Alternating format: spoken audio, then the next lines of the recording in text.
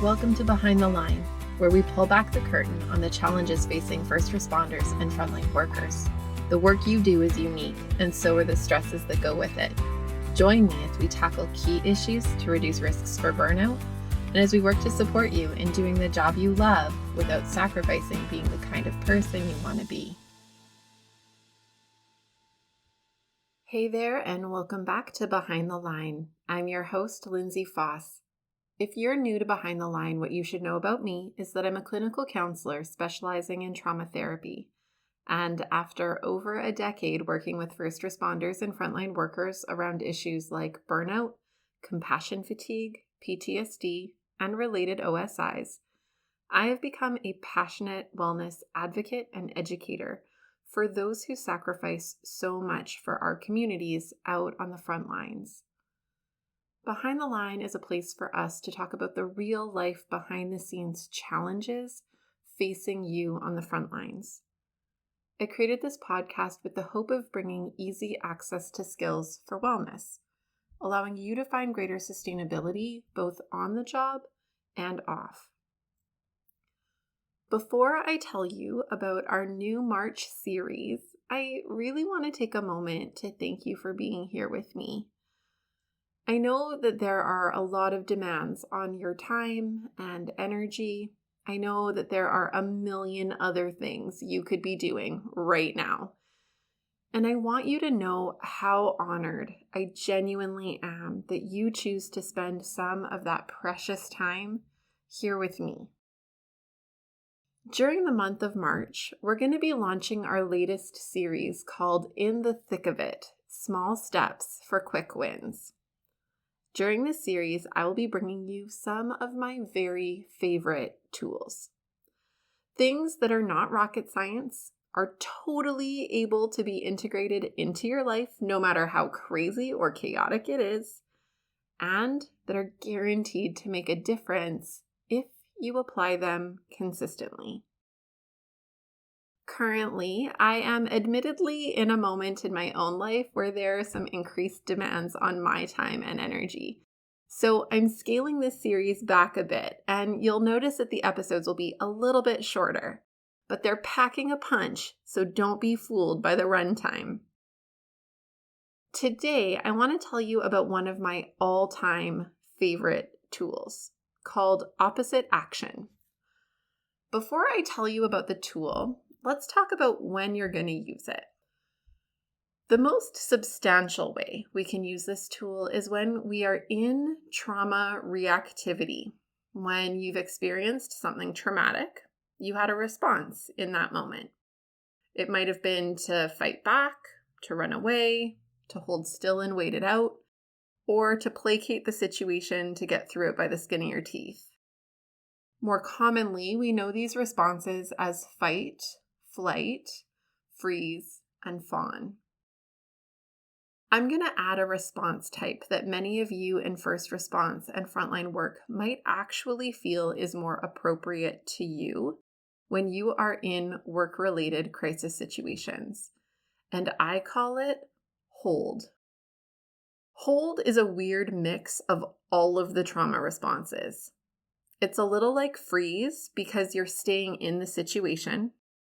It's a little like fawn because you might have to talk someone down or come across like an ally to try to de-escalate. It's a little like fight because you might have to take an action and engage at any moment. And it's a little like flight because you're on edge and ready to move. When you are the responder in a crisis, your job is to stay. The role is to hold, to run into the fire when everyone else is running away. While this is the job, you are still human within your work, and your brain is still firing off all of the natural stress responses. It's just been trained to background those responses and hold in the moment. Whatever our response to a trauma-related event might have been, and regardless of whether the trauma is work-related or something else, that response becomes imprinted on us and embedded in the wiring around the memory of that experience. Hear that again, because it's really important. Whatever our response to a trauma-related event might have been, and regardless of whether the trauma is work-related or something else, that response becomes imprinted on us and embedded into the wiring around that memory of that experience. Commonly, the response we had in a given moment is not the response we wish we could have had when we look at it in hindsight.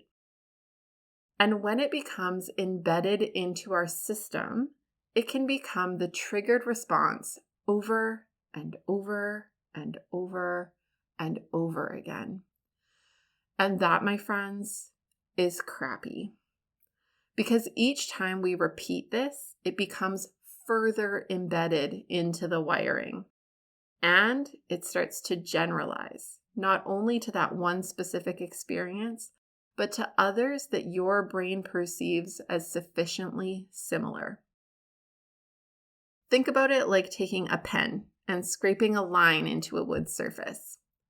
One time wouldn't be particularly deep, but if you kept doing it over and over, that divot would get deeper and deeper and become harder to repair. That's what it's like when you repeat trauma reactions over time.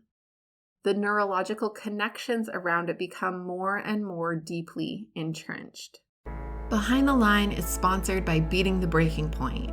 Beating the Breaking Point is a 7-part online training program designed specifically for first responders and frontline workers, and tailored to fill the gaps in your training to support resilience and sustainability. Whether you're new to the work and wanting to cultivate tools to prevent burnout, compassion fatigue, and related concerns, or you are deep into your years on the job and have gone a few rounds with burnout and other mental health challenges, this program offers the foundational pieces you need to support personal and professional wellness for the long haul. You are a helper. You love your work and you sacrifice a lot. Investing in you and your sustainability is the best gift you can give yourself and those who lean on you. We make this program as risk-free as possible by offering a limited money-back guarantee to ensure that it's a fit for you. If you enjoy Behind the Line, you are going to love this program. Google Beating the Breaking Point Lindsay and find everything you need to get started, or use the link in the show notes. Now, back to the episode. Now, here is where opposite action comes into play. Opposite action is like sandpaper. Every time you engage this tool, rather than further entrenching the trauma response, you are creating a new neurological pathway. And every time you repeat this, you are undermining the trauma reaction pathway and replacing it with something new. It's like taking a piece of sandpaper and running it over that deep gouge. Slowly but surely, the trench we wore into that piece of wood will smooth out and look brand new. Okay, so how do we use opposite action? You're going to start with these 3 questions. Number 1, when you think back on the traumatic experience, what do you wish you could have done or said in that situation? Number 2, when the traumatic situation happened, what was your need? And number 3, when you reflect on your body's response to the traumatic experience, what would be the opposite of however it was made to feel and respond? In focusing on these questions and the responses that naturally come in answering them, you will get a sense of what would be a corrective emotional experience. In the moment of a traumatic experience, we lack choice and the freedom to make great decisions. Something hard is thrust on us without our vote, and we're just left to figure it out. But as we continue to live with the impact of that experience, we have choice in how we allow it to continue living within us, in our bodies, and in our responses. If, for example, in reflection, I'm aware that my body tensed up during the event, and that my triggered response is to tense up, then an opposite action might be massaging specific muscle groups, or sitting with a heating pad on specific parts of my body to ease tension, or engaging in stretching for certain muscle groups, or using things like a magnesium supplement to support reducing muscle tension more generally. I can engage in these ways generally in my life to show care for my body's proclivity towards tension, but I can also use these as new pathway builders in specific moments where I am triggered and my body wants to jump to tension when it doesn't really need to. I can train it to go a different direction and create a new pathway. Again, if in reflection, the traumatic experience provoked a feeling of helpless, alone, and ashamed, the need might have been powerful, connected, and validated. Seeking out ways to create connections to these opposing feelings brings a powerful corrective experience that teaches us to see ourselves in a new way. We can learn that we are not defined by these feelings and that we are empowered to shape how we think and feel about ourselves. I might seek out opportunities to show myself that I am powerful. I remember taking a self-defense class that I valued so much for gifting me with a stronger sense of my capacity to protect myself. You might seek out people who are safe to know your story and who encourage and build you up.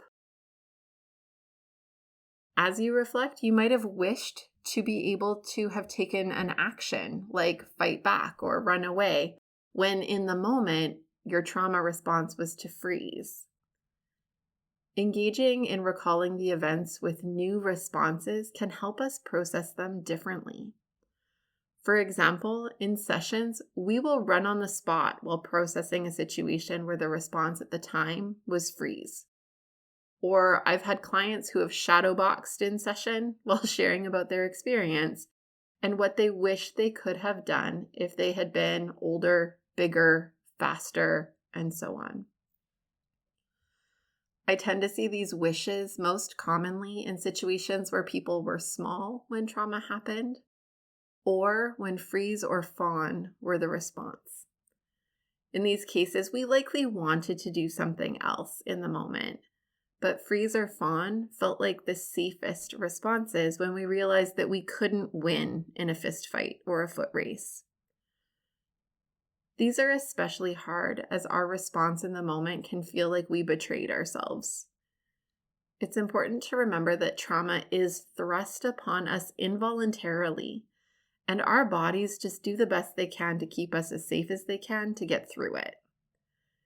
What we do with it after that is where we get to reclaim our power. Shaming ourselves and holding our natural responses against us benefits absolutely no one and really just keeps us entrenched in the trauma. Opposite action can show up in specific moments of being triggered, but also in general decisions you make to support yourself being aligned to the kind of person you choose to be. This will connect a bit to where we're headed in next week's episode around the story we tell ourselves.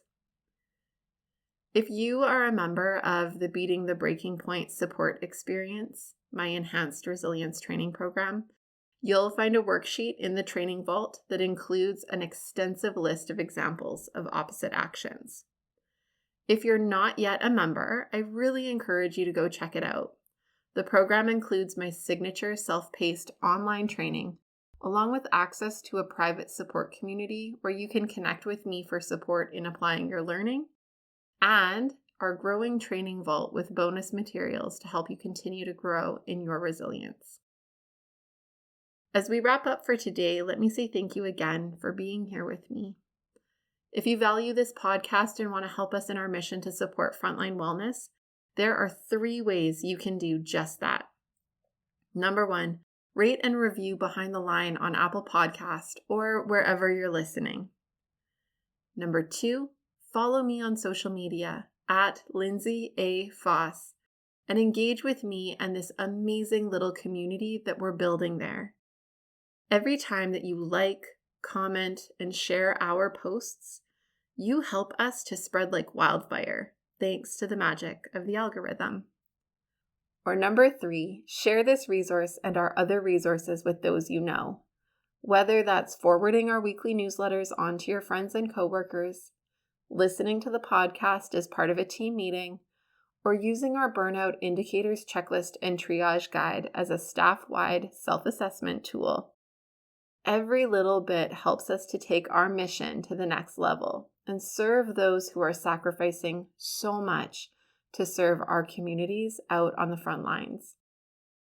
Know that we can be found online on our website, on most major podcast platforms, as well as on YouTube. We make all of our resources available to you because the work you do matters. But more than that, you matter.